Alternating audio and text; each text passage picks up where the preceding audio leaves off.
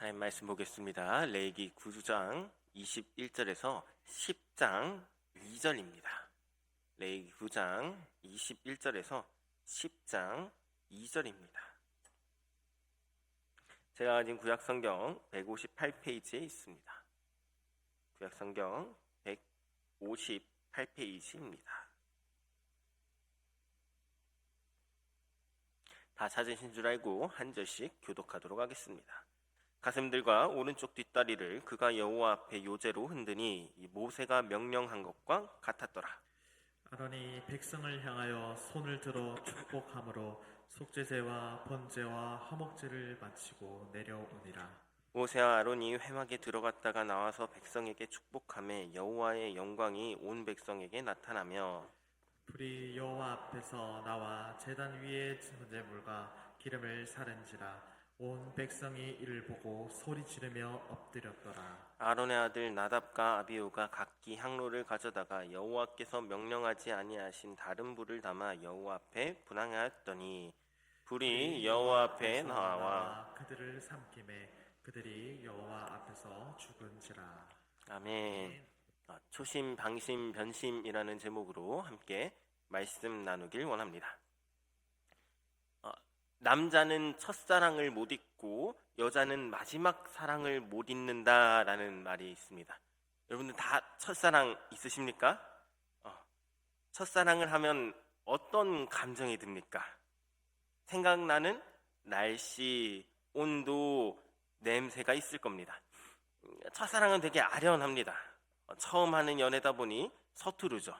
정말 좋아하는데 정말 좋아하고 사랑하는데 어떻게 사랑하는지 모르기 때문에 서투르곤 합니다. 그렇게 동서양을 막론하고 다양한 예술 분야에서 사용되는 소재가 바로 이 첫사랑입니다. 첫사랑. 처음이라는 거는 아주 마법의 단어입니다. 처음이 주는 설렘도 있고요. 처음이 주는 두려움도 있습니다. 오늘 본문은 첫사랑, 첫 예배, 첫 감격, 첫 기도, 첫 응답. 오늘 본문은 이스라엘의 첫 제사입니다. 그래서 오늘 본문을 읽을 때는 처음 것을 떠올리면서 살펴봐야 합니다. 오늘 본문은 아론의 삶에서 가장 엄숙했던 날입니다. 아론의 아들들과 더 나아가서 모든 이스라엘 백성에게도 참으로 중대한 날입니다. 아론이 대제사장으로 임명을 받고 자기 집안의 남자, 그러니까 아론의 아들들이 제사장으로 세워지는 날입니다. 하나님이 출애굽기 29장에서 모세를 통해서 제사장 위임 절차, 제사장 위임식 절차를 전반 예식 절차를 이미 알려주셨지요. 그리고 이제 그 절차대로 아론과 그의 아들들이 제사장직에 위임될 것입니다. 하나님은 레위기 1장에서부터 7장에서 모든 제사법도 주셨지요. 처음으로는 제사를 드리는 사람의 입장에서 한 번 설명하고, 두 번째로는 제사장의 입장에서 한 번 더 설명을 하면서 모든 제사법도 주셨습니다. 번제, 소제, 화목제, 속건제, 속죄제, 이제는 그 모든 제사들을 책임지고 집행할 이 제사장을 임명할 순서입니다. 하나님이 말씀하시고 만물이 순종하고 거기에 하나님이 기뻐하셨더라. 이 창세기의 내용이 동일하게 출애굽기에서 레위기에서 진행됩니다. 하나님이 말씀하시고 성막은 하나님의 말씀대로 지어지고 하나님이 거기에 임재하였더라. 성막 건축이 완료되면서 제단 준비도 되었습니다. 이제는 그 위에서 백성들의 제물을 태워서 제사를 시작하기 위해 성막을 봉헌할 필요가 있었습니다. 따라서 이날은 제사자들의 위임식이면서 동시에 성막의 봉헌식입니다. 제사장 위임식과 성막 봉헌식이 동시에 진행되는 거죠. 제사장들에게 관유가 부어지고요, 성막의 기물에 관유가 부어집니다. 당일 아침에 아론과 모세는 행사를 진행하기 위해서 하나님께 오랫동안 기도를 드리고, 특별히 모세는 이날의 총책임자로서 행사에 차질이 없도록 모든 제물과 모든 필요한 물품을 철저하게 준비했습니다. 아론은 두렵고 떨리는 마음으로 자신과 아들들이 행여나 죄를 짓거나 부정탄 일은 없는지 자신을 돌아보면서 하나님께 은혜를 구했습니다. 제사장들이 누구입니까? 제사장들은요, 하나님과 백성 사이에서 양측을 중재하는 중대한 사명을 감당해야 했습니다. 백성들은 제사장을 통해서 성소에서 하나님께 제물을 바치면서 그분께 나아갈 수 있었습니다. 그러니까 제사장의 위임식은 백성에게도 아주 중요했던 날입니다. 우리 레위기 8장 한번 살펴볼 건데요. 레위기 8장에는 제단 봉헌식과 제사장 위임식이 나옵니다. 레위기 8장 33절 한번 읽어보도록 하겠습니다. 시작. 위임식은 이래 동안 행하느니 위임식이 끝나는 날까지 이래 동안은 회막문에 나가지 말라. 네, 잠깐 띄워주시고요. 며칠 동안 진행되었다고요? 이래 동안 며칠? 7일 동안 똑같은 걸 똑같이 반복했다고요. 이제 자막 내려주셔도 됩니다. 하루면 끝날 예식이 7번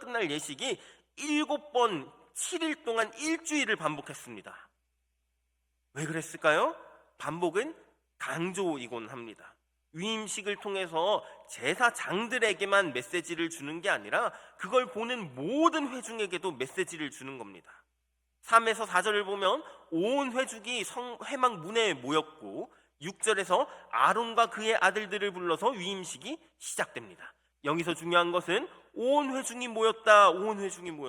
모든 백성들이 보는 한 가운데서 온 회중 앞에서 위임식이 거행됩니다. 그러니까 왜 그런지 우리가 한번 생각할 필요가 있는 거죠. 이스라엘 백성들은 어떤 존재로 하나님께 부름을 받았습니까? 어떤 존재입니까? 제사장 나라였잖아요. 제사장 나라로 부름을 받았잖아요. 제사장 나라. 이스라엘의 정체성은 세계 만국을 대표하는 제사장입니다. 제사를 통해서 제사장뿐만 아니라 너도 나도 모두가 제사장으로서 제사장 나라로서의 정체성을 갖게 됩니다.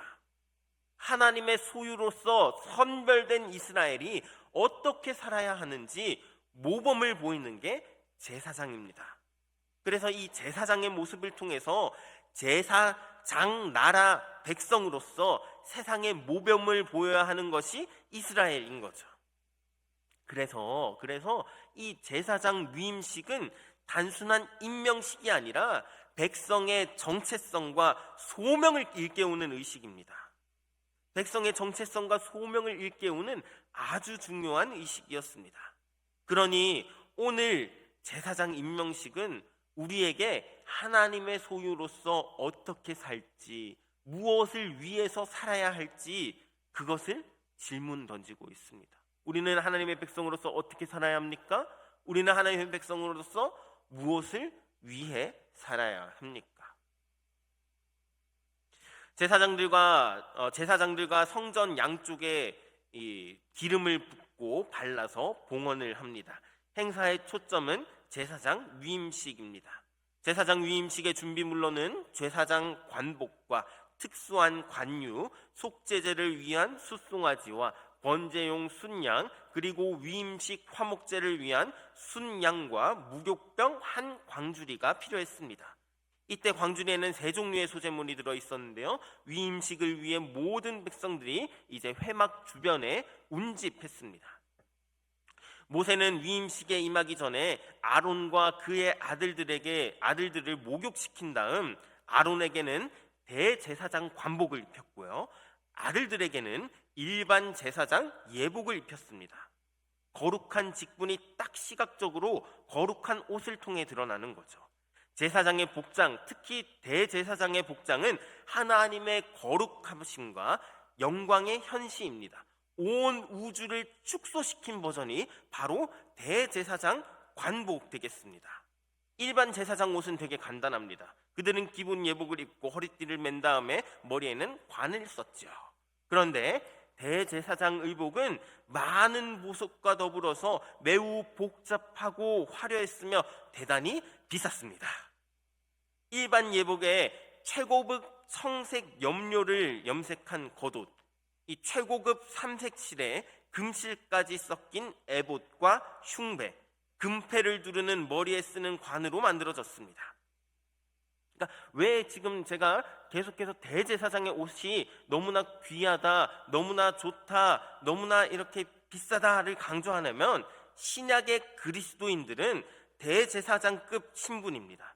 그러니까 유일하신 대제사장이신 예수 그리스도의 손을 잡고 구약의 대제사장처럼 하나님을 직접 만나는 존재가 신약의 그리스도인들입니다. 그러니까 신약에서 말하는 그리스도의 옷이 바로 이 대제사장의 거룩한 옷을 가리키고 있습니다. 이어서 진행되는 기름 부음 의례에서는 비싼 재료로 만든 관유를 사용했습니다. 모세는 먼저 성막을 봉헌하기 위해서 관유를 성막에 뿌리고 성막의 비품들과 마당에 놓인 놋재단과 물두멍 등 도구들의 피를 발라서 이것을 거룩하게 만들었습니다. 또한 모세는 아론의 머리에 관유를 부어서 그를 거룩하게 만들었습니다. 여기서는 생략되어 있지만 아론의 아들들에게도 동일한 절차를 따라 관유를 부은 후에 그들에게 제사장 복장을 입혔습니다. 이렇게 제사장 내정자들이 준비를 마친 후에 위임식과 관련된 일련의 제사들이 진행됩니다. 계속해서 기름 붓고 관유를 뿌리고 바르고 붓고 이 장면들이 계속해서 반복됩니다. 위임식 의식은 관유를 가져다가 성막에도 붓고 아론에게도 붓는 의식입니다. 기름을 붓는다는 것은 성별입니다. 구별입니다. 그러니까 보잘것없는 장막에 기름을 부어서 구별하니까 무엇이 돼요? 성막이 되는 거죠. 흙덩이에 지나지 않는 사람인데 기름을 부어서 이것을 구별하니까 무엇이 돼요? 제사장이 됩니다. 기름을 부어 구별하니 거룩한 처소, 거룩한 제사장이 됩니다. 우리가 기도를 할 때 주여 성령의 기름을 부어 주시옵소서라고 기도를 합니다. 성령의 기름을 부음 받을 때 우리는 주의 영이 함께 합니다. 주의 말씀에 이끌릴 때 우리 공동체도 거룩한 처소가 되고 우리도 주의 종으로 쓰임을 받게 됩니다. 성막 봉헌식은 제단을 가동하기 위한 제단 봉헌식이기도 합니다. 제사장 위임식과 더불어서 제단 봉헌식이 하루가 아니라 7일 동안 계속 연속으로 진행됩니다. 이 기간에 매일 숫송아지 한 마리를 속죄제로 바쳐서 그 피로 제단을 씻어내고 아침 저녁으로 상번제를 바치며 제단의 불이 꺼지지 않습니다. 7일간의 위임식을 드림으로써 8장의 제사장 위임식과 성전 봉헌식이 최종적으로 마무리됩니다. 7일간 반복되었던 위임식과 봉헌식은 첫 제사를 준비하기 위한 연습이었고 반복이었고 강조였습니다. 그러니까 오늘 이 본문의 첫 제사가 너무너무 중요한 거죠. 레위기 8장에서는 제사장이 위임됐다면, 신부가 이제 세워졌다면, 제사장이 위임되면서 이제 처음으로 성막이 봉헌되고 신방이 차려졌다면 이제 9장에서 아론의 첫 제사가 시작됩니다. 우리 9장 7절 한번 같이 읽어보겠습니다. 9장 7절입니다. 시작. 모세가 또 아론에게 이르되 너는 제단에 나아가 내 속죄제와 내 번제를 드려서 너를 위하여 백성을 위하여 속죄하고 또 백성의 예물을 드려서 그들을 위하여 속죄하되 여호와의 명령대로 하라. 아멘. 7절을 보면 아주 재밌는 표현이 사용됩니다. 무엇을 위하여? 내 속죄제와 내 번제를 드려서 너를 위하여. 다시 내 속죄제와 내 번제를 드려서 너를 위하여. 그러니까 하나님이 아론이 제사장이 된 후에 첫 번째로 명령을 딱 하는데 그게 뭐냐면 아론이 먼저 자기 자신을 위해 속죄하라는 거예요. 지금 설교 시작한 지 한 12분 정도 지났는데 지금 지겨워 죽겠잖아요. 여러분들 표정 점점 안 좋아지시잖아요. 그런데 이스라엘 백성들 며칠 동안 제사를 지냈다고요? 7일 동안 제사를 지냈다고요. 온 회중이 이스라엘 전체가 나와서 한 명도 빠짐없이 계속해서 똑같은 제사 며칠 동안? 7일 동안 제사 드리고 다시 제사 드린다고요. 그동안 일주일 내내 제사를 계속 드렸잖아요. 속죄제를 계속 드렸잖아요. 그런데 하나님이 공식적인 첫 제사에서 누구를 위해서 속죄제를 드리라고요? 누구를 위해서? 너를 위해서, 아론을 위해서 내 속죄제에 내 번제를 드리라고요. 아니 하나님, 일주일 동안 내내 속죄제와 번제를 드렸는데 또 드리라고요? 아니 안 드리면 안 되겠습니까? 주일 예배 드렸으면 됐죠. 오후 예배, 수요 예배, 새벽기도 또 나와야 됩니까? 우리 한번 8절 한번 같이 읽어보겠습니다. 8절 8절입니다 시작. 예. 아론이 제단에 나아가 자기를 위한 속죄제의 송아지를 잡으매. 아멘. 이 8절을 보면 아론의 첫 번째 제물이 나오게 됩니다. 아론의 첫 번째 제물 무엇입니까? 송아지. 더 정확하게는 숫송아지입니다. 숫송아지. 아론이 속죄제로 드리는 첫 번째 제물이 숫송아지입니다. 속죄제물로 숫송아지가 사용되는 사건은 이 장면이 유일합니다. 속죄제로 숫송아지가 사용되는 것은 이 장면이 유일해요. 그러니까 아론 숫송아지 하면 연상되는 사건 있죠. 뭐예요? 아론의 금송아지 사건. 모세와 하나님, 그러니까 이스라엘과 하나님이 언약을 다 공식적으로 맺은 순간에 그때 산 아래에서 음란한 축제가 벌어졌지요. 금송아지를 만들고 그것을 숭배한 사건이지요. 그 사건의 주동자가 누구입니까? 아론. 그 사건의 장본인이 누구입니까? 아론. 그 우상 숭배를 주도했던 아론이 지금 무엇을 바치고? 숫송아지를 바치고 지금 이스라엘의 제사장이 되고 있습니다. 숫송아지가 언급된 유일한 예는 금송아지 사건과 관련돼서뿐입니다. 아론의 초심은 금송아지를 만들었던 죄인입니다. 황금 송아지를 만들어서 백성들을 잘못된 길로 인도했던 그 아론이 이제 하나님의 은혜를 받아서 제사장이 되는 거예요. 무엇을 보여줍니까? 제사장의 신분은, 제사장의 직분은 혈통으로 이어지는 것이 아니라 은혜로 주어지는 직분이자 은혜로 유지되는 직분임을 강조하는 겁니다. 그리스도인이라는 우리의 신분, 우리의 직분도 마찬가지입니다. 여러분들 성도, 집사, 권사, 장로, 전도사, 목사, 이 직분 또한 마찬가지입니다. 그리스도인이라는 우리의 신분도, 집사, 권사라는 직분도 은혜로 주어지고 은혜로 유지되는 직분입니다. 우리는 은혜가 없으면 아무것도 아닙니다. 아론은 이제 금송아지를 바쳤던 아론이 이제 대제사장이 되어서 모든 제사를 마쳤습니다. 그 뒤에 백성들을 위하여 제사를 드리고 백성들을 축복하고 제단으로 내려오게 되죠. 제단에서 내려온 아론은 모세와 함께 회막으로 들어갑니다. 이때 임명받은 대제사장 아론이 최초로 회막에 들어가는 순간이에요. 이전에는 누구 혼자 갔어요? 모세 혼자 들어갔어요. 모세 혼자 회막에 출입해서 하나님의 말씀을 듣고 그 모세가 하나님의 말씀을 전해줬다고요. 그런데 이제 아론이 드디어 처음으로 하나님을 만난 거예요. 처음으로 하나님을 만난 순간이에요. 무척이나 설레는 순간입니다. 첫 만남이고 첫 예배입니다.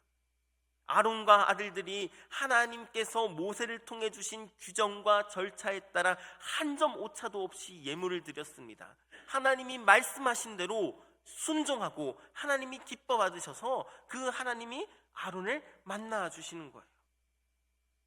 만물이 하나님의 말씀에 순종하고 그 순종에 하나님이 기뻐하시지요. 이번에도 마찬가지입니다. 말씀대로 제사를 드리고 하나님이 기뻐하시는 거예요.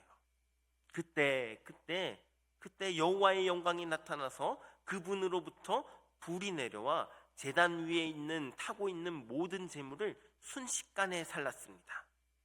첫 제물, 첫 제사, 첫 예배의 클라이막스가 현상적으로 나타납니다. 하나님은 성막에서 첫 예배에 첫 제사에 불로써 응답하셨습니다. 하나님이 제물을 받으셨다라는 확증이고 또 아론의 제사장직을 인정하셨다라는 증거입니다. 이를 본 백성들이 이 불을 떨어지는 걸 딱 보고 와 하면서 경배와 기쁨의 탄식을 올립니다. 하나님의 불이 엄습해서 그 제물을 태웠습니다. 이 사건을 통해서 드디어 영원히 꺼지지 않아야 할 하나님의 불이 제단에 붙었습니다. 자, 지금까지 내용 한번 정리해 볼게요. 8장에서 무슨 일이 있었다고요? 7일 동안 제사장 위임식을 진행했다. 9장에서는 무슨 일이 있었다고요? 최초로 첫 예배를 드렸다, 제사를 드렸다. 그런데 바로 이어지는 10장에서는 실패한 제사의 기록이 이어집니다. 아론과 아들들이 제사장이 되어서 처음으로 이스라엘 공동체를 위하여 제물을 드리던 이날 이스라엘 역사상 가장 뜻이 깊었던 이날, 모든 의식과 기쁨과 감격 속에 진행되었던 이날, 모든 것이 슬픔과 충격으로 바뀌어버리는 사건이 일어납니다. 최초의 제사를 드린 이날이 최초의 범죄가 발생합니다. 아론의 두 아들 중 나답과 아비후가 자신의 방식대로 제사를 드리다가 죽임을 당합니다.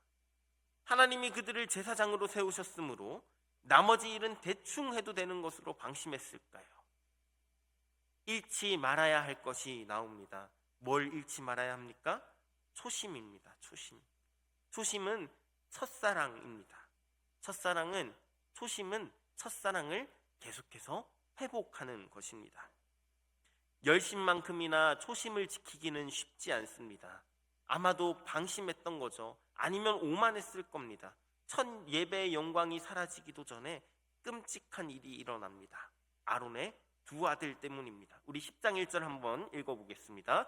시작. 아론의 아들 나답과 아비후가 각기 향로를 가져다가 여호와께서 명령하시지 아니하신 다른 불을 담아 여호와 앞에 분향하였더니. 아멘. 나답과 아비후는 누구입니까? 아론의 아들들, 아론의 장남과 차남입니다. 모세와 아론을 따라다녔던 이스라엘의 최고 엘리트들입니다. 7일간의 위임식과 성전 봉헌식에 참석해서 훈련되고 숙련된 사람들입니다. 그런데 나답과 아비후는 여호와께서 명령하지 아니한 다른 불로 분향했습니다. 성경은 그들이 각기 향로를 가져왔다, 다른 불을 담았다 이렇게 얘기를 합니다. 그러니까 하나님의 명령대로 했어요? 명령하지 않은 대로 했어요? 명령하지 않은 대로 했어요. 하나님 말씀에 순종했어요? 불순종했어요? 불순종한 거죠. 하나님의 명령대로 만들어진 성막 제기를 사용한 것이 아니라 자기 멋대로 가지고 왔죠. 하나님은 번제단의 불, 즉 하나님이 하늘에서 내려준 이 은혜의 불만 사용하여 분향하라고 명령했는데 자신의 편의대로, 자신들의 생각대로 불을 담았습니다.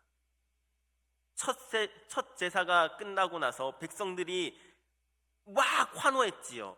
그래서 축제의 분위기 속에 휩쓸렸을까요? 아니면 이제 다 끝났다 하고 마음이 놓였을까요? 그들이 그렇게 했던 정확한 이유는 알 수 없지만 다른 구절에 조금 더 설명이 나옵니다. 우리 10장 9절 한번 살펴보겠습니다. 10장 9절입니다. 시작. 너와 내 자손들이 회막에 들어갈 때에는 포도주나 독주를 마시지 말라. 그리하여 너희 죽음을 면하라. 이는 너희 대대로 지킬 명령한 규례라. 아멘. 이렇게 말씀하시는 거 보니까 나답과 아비후가 무엇을 마신 것 같아요? 술을 마신 것 같아요. 술. 나답과 아비후는 축제의 분위기에 휩쓸려서 술을 마시고 거룩한 것과 속된 것을 분별하지 못한 채 술기운의 제사를 드렸습니다. 어떻게 보면 부주의함과 불순종함으로 인해서 화를 당한 겁니다. 이들은 어떻게 되었습니까? 10장 2절입니다. 10장 2절 시작. 불이 여호와 앞에 나와 그들을 삼킴에 그들이 여호와 앞에서 죽은지라. 잘 보세요. 불이 여호와 앞에 나와서 그들을 삼켜버립니다. 그런데 잘 보세요. 9장 24절에서 제물을 살릴 때에도 10장 2절에서 제사장을 살릴 때에도 똑같은 불입니다. 9장 24절에서 제물을 태워서 죄인을 살렸던 그 은혜의 불이 심판의 불이 되었습니다. 제물을 살랐던 그 불이 제사장을 삼켜버립니다. 영광의 불이 심판의 불이 됩니다. 똑같은 불이지만 순종하는 자에게는 은혜가 되고 거룩을 훼손하는 자에게는 심판이 됩니다. 신앙생활에 익숙해졌다는 핑계로 하나님을 너무 가볍게 대하고 있다면 나는 오늘날 또 다른 나답과 아비후입니다. 예배를 드리러 오면서도 아무런 기대도 두려움도 없이 그저 습관처럼 내 편의와 내 고집과 내 감정을 앞세운 예배는 하나님이 받지 않습니다. 익숙함은 방심을 낳고 방심은 거룩을 갉아먹습니다. 바로 앞에서 영광의 불로 인하여서 백성들은 소리를 지르고 환호를 했는데 지금 심판의 불로 인하여 아론은 잠잠합니다. 침묵이 흐릅니다. 무거운 침묵이 흐릅니다. 잔치집이 초상집이 됩니다.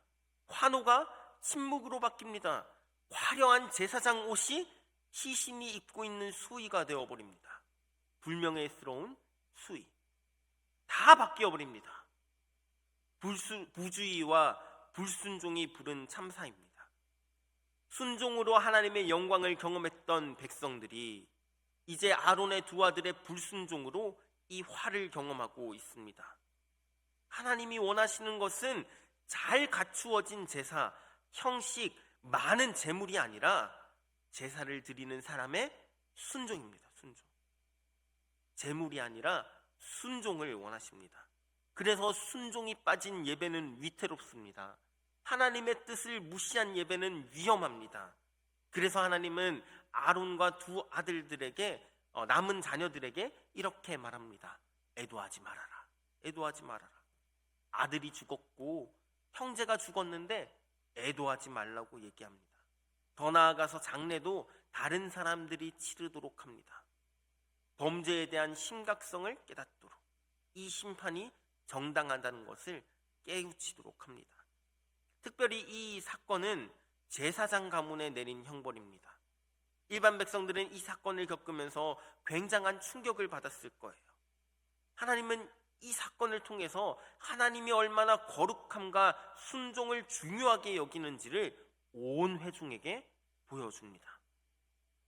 아론의 마음에는 수천 번도 더 하나님을 향한 원망과 분노가 치밀어 올랐을 겁니다. 하나님 너무하신 거 아닙니까? 오늘 첫 예배를 드리지 않았습니까? 실수가 있었다 해도 한 번만 용서해 주실 수 있는 거 아닙니까? 어떻게 내 눈앞에서 아들들을 태워 죽이십니까? 아마도 아론은 지금 당장이라도 제사장 옷을 벗어 던지고 하나님을 떠나고 싶은 마음이 가득했을 겁니다. 그런데 아론은 잠잠합니다. 아론의 침묵은 충격이나 공포가 아니라 인정입니다. 인정.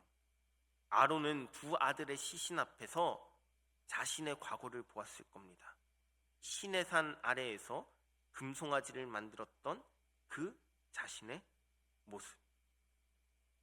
아론은 그때 하나님의 언약을 정면으로 깨뜨렸고 죽어도 마땅했지요. 그런데 하나님은 자신을 살려주셨고 심지어 대제사장이라는 직분까지 맡겨주셨습니다. 아버지는 우상을 만들었고요. 아들들은 망령된 불을 드렸습니다. 이 제사장 가문은 완전히 실패했습니다. 하나님 입장에서 보면 이 집안은 안 되겠다 하고 싹 갈아엎자 하셔도 할 말이 있어요? 없어요? 없어요. 그런데 하나님은 어떻게 하십니까? 이 충격적인 사건 이후에 바로 아론을 부르십니다. 아론에게 하나님이 직접 찾아오셔서 말씀합니다. 포기하지 않고 파면하지 않고 자상하게 알려주시면서 남은 아들들을 통해 제사장직의 사명을 계속해서 이어가게 합니다. 우리 모두는 하나님의 제사장으로서 이 세상에 살아갑니다. 제사장의 신분과 자리의 중대함을 망각한 채 예배를 무시한 무서운 죄. 두 아들들의 죽음 직후 하나님은 모세를 통해 중요한 말씀을 합니다. 레위기 10장 3절입니다. 한번 읽어보겠습니다. 10장 3절 시작. 모세가 아론에게 이르되 이는 여호와의 말씀이라 이르시기를 나는 나를 가까이 하는 자 중에서 내 거룩함을 나타내겠고 온 백성 앞에서 내 영광을 나타내리라 하셨느니라. 아론이 잠잠하니. 내 가까이에서 나를 섬기는 자들에게 나의 거룩함을 드러내리라. 온 백성 앞에서 나의 위엄을 나타내리라. 하나님은 제사장을 통해서 하나님의 그 거룩함을 나타냅니다. 하나님은 이제 제사장들이 주의해야 할 것, 잃지 말아야 할 것을 지켜야 할 것이 무엇인지를 직접 알려줍니다. 하나님은 늘 모세를 통해 아론에게 말씀하셨는데 이제는 직접 말씀합니다. 굉장히 특이하고 예외적인 경우입니다. 중요하다는 것이죠. 술을 마시지 못하게 합니다. 왜 술을 마시지 못하게 했을까요? 술은 부주의와 무절제를 부추깁니다. 또 판단력과 분별력을 흐리게 합니다. 그래서 두 아들의 실수를 되풀이하지 않도록 강력하게 경고하는 겁니다. 술은 거룩함을 무너뜨립니다. 거룩은 구별이라 했는데 세상 사람들처럼 동일하게 먹으면 그 구별이 거룩이 깨지는 거죠. 술은 분별력을 흐리게 합니다. 거룩함의 경계가 무너지는 겁니다. 정과 부정, 거룩함과 속된 것을 가르쳤던 사람이 제사장인데 그 제사장이 분별력을 잃어버리면 어떻게 됩니까? 제사장이 분별력을 잃어버리면요, 거룩함의 경계가 무너지게 되겠지요. 분별력을 잃어버리면요, 거룩한 경계가 흐려지고 세속화가 진행되겠지요. 세속화, 즉 가난화 되겠지요. 가난화.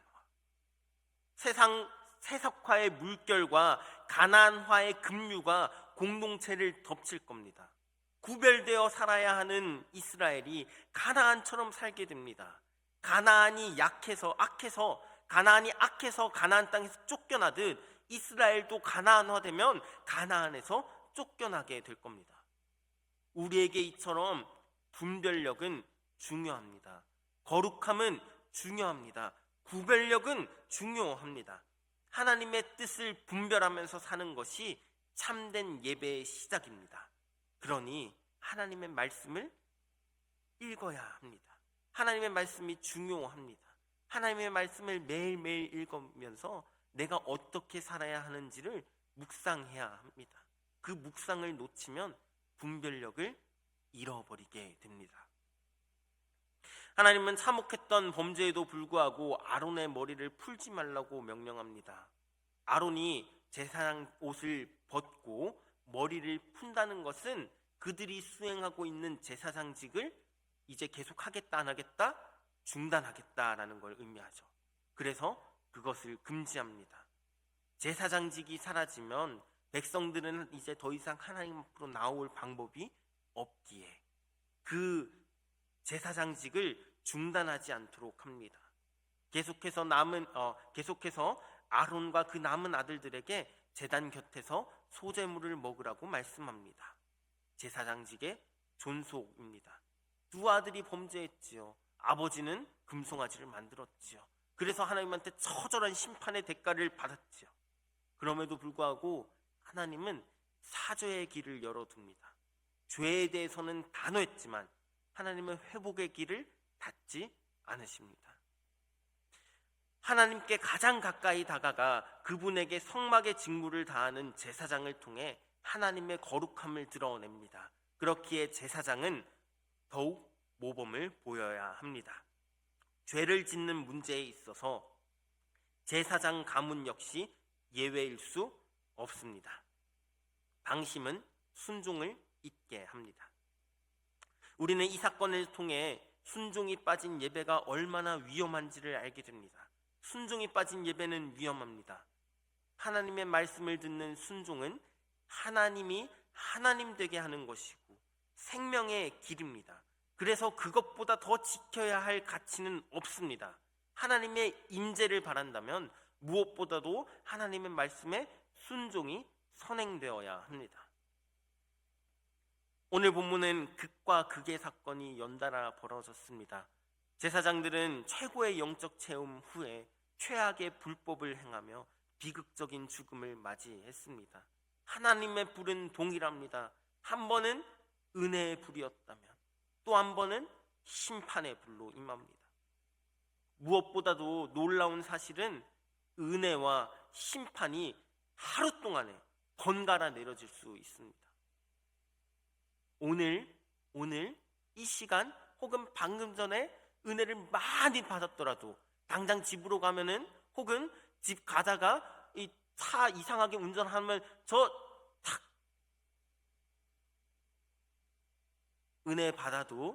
은혜 받아도 죄 지어요, 안 지어요? 죄 지어요. 이 비극의 날 바로 직전에 제사장들과 백성들은 최고의 제사를 드렸고 하나님은 그야말로 극적으로 응답하셨지요. 백성들은 전율을 느끼며 그분을 경외함으로 엎드려서 기쁨의 탄성을 내뱉었지요. 그러나 어리석은 인간은 은혜의 절정의 은혜를 맛본 직후에도 곧장 타락의 길로 떨어질 수 있습니다. 오늘 레위기는 이스라엘 백성들이 가장 먼저 읽는 책입니다. 자녀가 말을 배우고 하나님을 의식하기 시작할 때 거룩함과 예배를 담은 이 레위기를 가장 먼저 가르칩니다. 레위기를 통해서 우리가 믿는 하나님이 어떤 분인지, 우리가 그분께 어떻게 나아가서 예배를 드려야 할지를 배웁니다. 레위기는 하나님이 거룩하신 분이니 우리도 거룩해야 한다고 말하고 있습니다. 거룩한 하나님을 만난 우리의 삶은 거룩한 삶입니다. 예수 그리스도 안에서 만난 하나님께서 거룩하심으로 우리의 삶도 거룩해야 합니다. 세상에 휩쓸리지 않고 세상에 저항하며 거룩하게 구별되어야 합니다. 그러기 위해서는 우리와 하나님의 그 거룩한 만남, 첫 예배, 첫사랑이 회복되어야 합니다. 바로 3주 전에 세웠던 계획들 있을 거예요. 주님께 감사해야 할 것이 있었을 거예요. 그런데 그것을 잊고 살지는 않고 있나요? 초심을 잃어버린다는 것은 내가 죄인이었음을 잊어버리는 것입니다. 그럼 초심을 잃지 않기 위한 방법은 무엇일까요? 내가 죄인이었음을 기억하는 겁니다. 나를 불러주심에 감사하는 겁니다. 모든 것이 하나님의 은혜임을 고백하는 겁니다. 그래서 우리는 매일매일 첫사랑, 첫 제사를, 첫 예배를 기억해야 합니다. 오늘도 나를 새롭게 창조하시는 그 하나님을 기억하며 맡기며 나아가야 합니다. 매일매일 리셋되어야지만 제사장의 신분을 망각하지 않게 됩니다. 우리가 얼마나 큰 사명을 받은 자인지 기억해야 합니다. 우리는 하나님과 사람을 이어주는 제사장 신분입니다. 그만큼 우리는 막중한 책임과 두려움에 있습니다. 하나님이 우리 인생에 항상 함께 해주십니다. 모든 것이 하나님의 은혜입니다.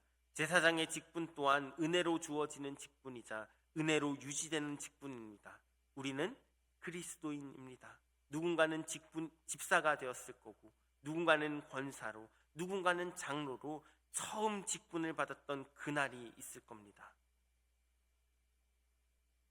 직분 또한 마찬가지입니다. 그리스도인이라는 신분과 집사, 권사, 장로, 전도사, 목사라는 그 직분 또한 마찬가지입니다.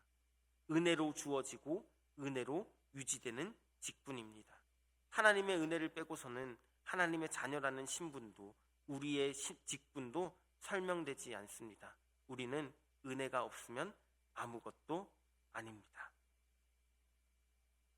오늘 말씀은 초심을 잃어버린 사람에 대해서 말합니다. 오늘 말씀처럼 초심을 잃어버리지 않기를 축복합니다. 매일매일 다시 시작하는 것처럼 새로운 처음을 기억해야 합니다. 우리 모두는 제사장입니다. 예수님을 처음 믿은 그 감격을 기억하며 이 자리에 있는 것, 이 자리에서 예배드리는 것, 그리스도인인 것을 감사해야 합니다. 제사장 직분을 망각하지 맙시다. 망각은 방심을 일으키고 방심하면 빼앗기게 됩니다. 범죄로 이어지게 됩니다. 하나님 없이 살아가며 하나님 대신 다른 것을 섬기던 자, 하나님의 알매도 내 멋대로 살아가며 말씀대로 살아가는 것이 아니라 내 마음대로 살아가던 그 우리를 포기하지 않으시는 그 하나님이 계십니다. 하나님은 초심의 순간에도 함께 하셨고 우리가 방심했을 때도 기다려 주셨고 변심하려는 그 순간에도 하나님은 회복시켜 주십니다. 우리가 하나님에 대한 초심을 가셨을 때 하나님도 우리처럼 기뻐하셨고 우리가 방심했을 때 안타까워하시며 가슴 졸이며 기다리셨고 하나님을 배반하고 변심할 때는 회복의 길을 준비하셨습니다. 우리 하나님은 함께 하시고 기다려 주시고 회복시켜 주시는 하나님입니다. 우리의 마음은 수시로 변하지만 우리를 향한 하나님의 마음은 변하지 않습니다. 우리는 실패하고 우리의 마음은 변하지만 그 언약을 포기하지 않으시고 여전히 너희는 내 백성이다, 내 제사장이다 말씀하시는 그 주님을 기억하며 살아가는 우리 진량제일교회 성도 되길 주님의 이름으로 축원합니다. 기도드리겠습니다. 하나님 아버지 참 감사합니다. 우리는 늘 초심을 잃고 익숙함에 속아 방심하며 고난 앞에서 변심하는 연약한 자들입니다. 그러나 하나님은 우리의 초심의 순간에 함께 하셨고 방심의 순간에도 우리를 기다려 주시며 변심하여 넘어진 순간에서도 우리를 찾아와 회복시켜 주십니다. 그 모든 것이 하나님의 은혜입니다. 직분을 주신 것도 은혜요, 지금까지 감당하게 하신 것도 은혜요, 실패한 우리를 다시 부르시는 것도 은혜요, 오늘 이 자리에 부르신 것도 은혜임을 고백합니다. 우리의 실패보다 크신 그 하나님의 사랑을 의지합니다. 아론을 다시 일으키신 주님, 오늘도 우리를 다시 일으켜 주시옵소서. 예수 그리스도의 이름으로 기도드리옵나이다.